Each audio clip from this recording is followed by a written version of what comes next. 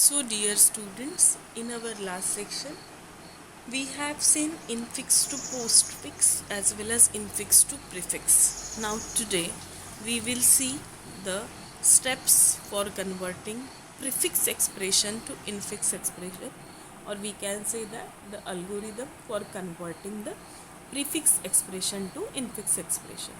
Now, we know that what do you mean by prefix? So prefix is nothing but the operator is present before the operands. We know that AB is what? Operands. And addition or any particular operator, like addition, subtraction, multiplication, division are nothing but the operators.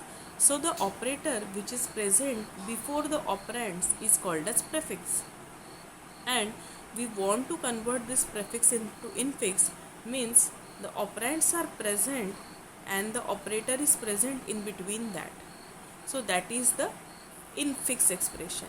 So today we will see how to convert the prefix expression to infix expression. So when we are doing the conversion from prefix to infix, we have to scan the expression. Means whenever we are scanning the expression, we will scan each element of the expression from right to left. Keep in mind, we will scan from right to left. So when we are starting the conversion, we will scan each element of expression from right to left, and we will repeat the steps. Now when we are scanning the element of expression from right to left, if operand is found, then we will push that operand onto the stack, because onto the top of the stack. So we know that whenever operand is found, what we used to do, we keep it is in the output. So same way, whenever the operand is found, we will push that operand directly to the top of the stack. Now if operator is found, if the operator is found, then we will pop two topmost elements, that is element at the top and element next to the top. Keep in mind, this is very important, that we will pop two elements. Means suppose we are having C, A and B in our stack, and if operator is found, so we will pop these two elements C and A from our top. Means we will pop the element which is present at top of the stack as well as the element which is present next to the top of the stack.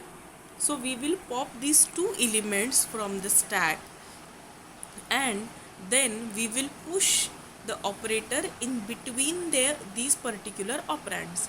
Means if we are removing the top of the stack, that is nothing but A, and the next element is B, and if we are having any particular operator, then our expression will become A operator B.